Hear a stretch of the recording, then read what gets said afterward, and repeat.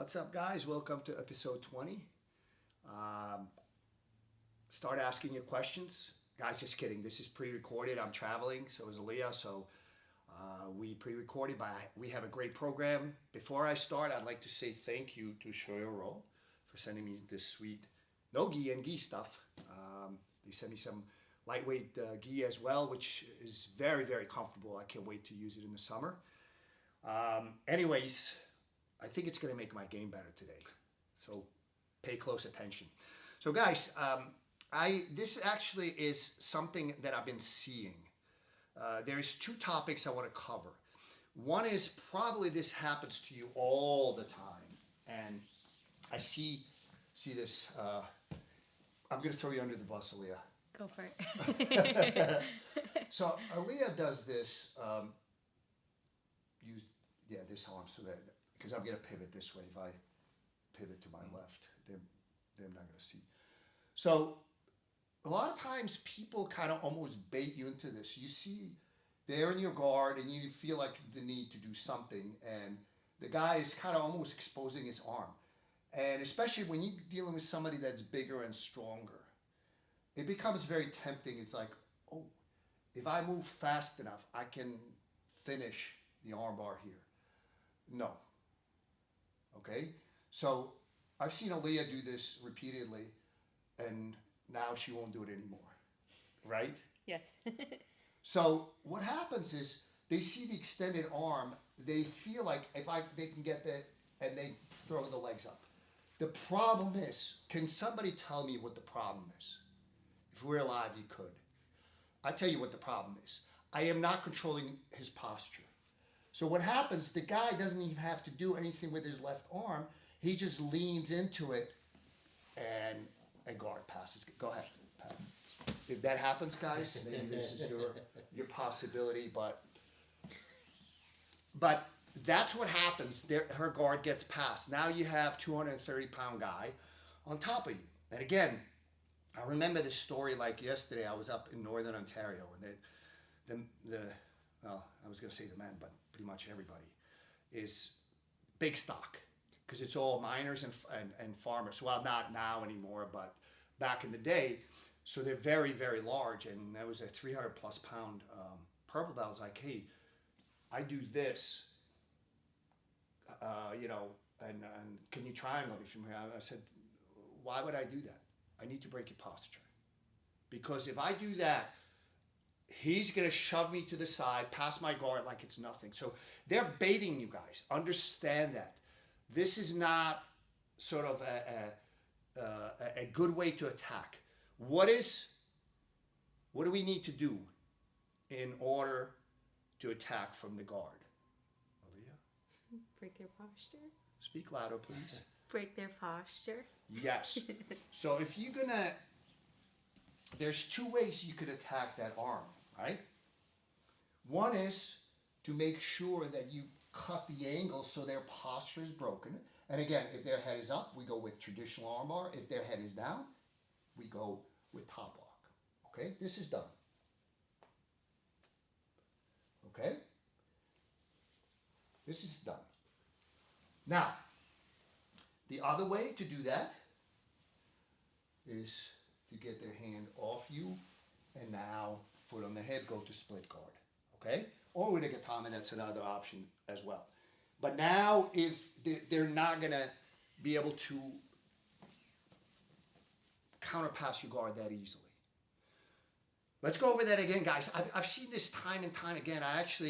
I'm not going to mention his name, but he's a black belt, multiple degrees in a country, very wealthy country in Europe, fairly center of Europe, but I'm not going to. And this is how he teaches the armbar.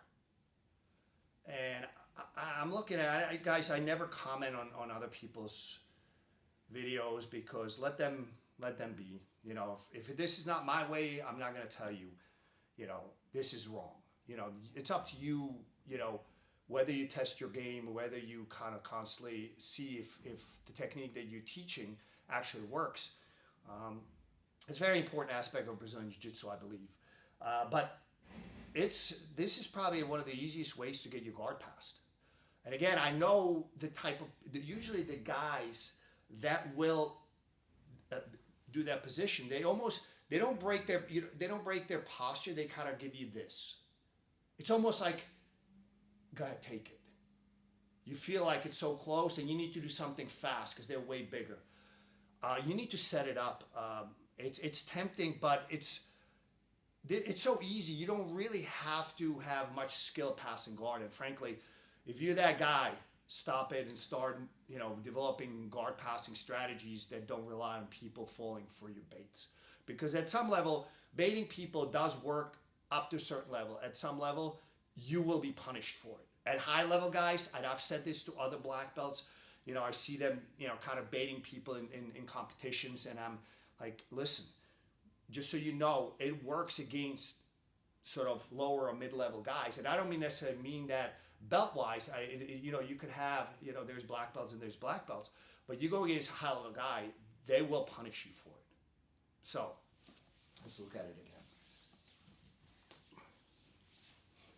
So when I see this, I'm not, again, if I can get his arm off, and this is probably my preferred way, but if you feel like there's an arm bar, what you need to do is make sure that you're going to be going perpendicular to make sure. So I either connect to the arm or I just connect.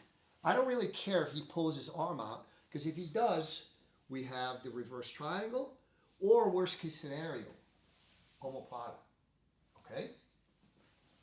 So again, this is the way that you need to do. So this is the reason for perpendicular guard. Perpendicular guard, by its nature, allows you to break the guy's posture that's kind of strong and has good, just decent power, decent structure.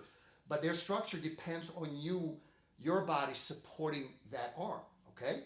So I can either go into the arm, and I got this, or I go for the head. And again, if the arm gets taken out, I'm going into reverse triangle. Or you can go into a diamond, and from here you can sort of start to attack. Worst case scenario, you always have the omoplata attacks from here to at least kind of have the guy back off. Now, let's back up a little bit. If you kind of go for the bait and you do this, so rather than going perpendicular, you bring up the leg. If this happens, you need to drop the leg and swing this high over their head to try to regard. Okay? So if you for some reason you have a brain fart and you go and he starts to go. You need to swing wide, because a lot of times the guy tries to hold that leg and put his weight on it. You have to act before they put the weight on it. Holding is not necessarily the thing that's going to take it away from you. The weight will. So I can still do this. Okay? Once he puts the weight on, I can no longer do this.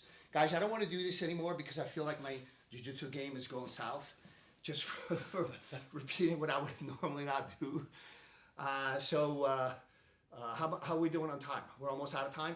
Guys, we're going to go to the app and we're going to cover this again, but also I want to make sure that I'm going to show you sort of a sequencing that has become fairly common when I attack omoplata. As you know, omoplata is a really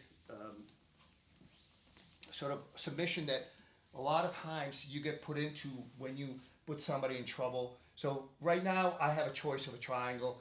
So Crash knows that's a stronger way. He puts himself into an omoplata. A lot of guys now start to drive their hips, so your knees and your hips are turned away. What I'll usually do is I will force them to roll. So I keep that. So now I have three options.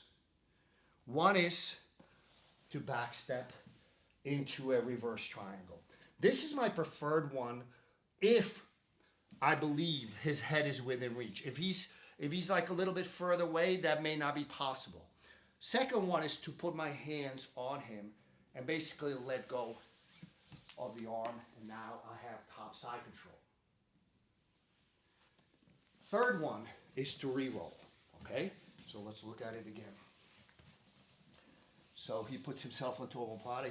So I'm basically so I start to, there is a little bit of torque. It's not enough to finish him, but it's enough for him to start to roll. When he does, the other possibility, and this is to re-roll and trap the far side arm. Okay? This looks beautiful, and it's an amazing submission against a guy that's not super flexible. When you get somebody super flexible, this can be very frustrating. And I'll explain what my preferred course of action is on the app. Guys, I'll see you next time.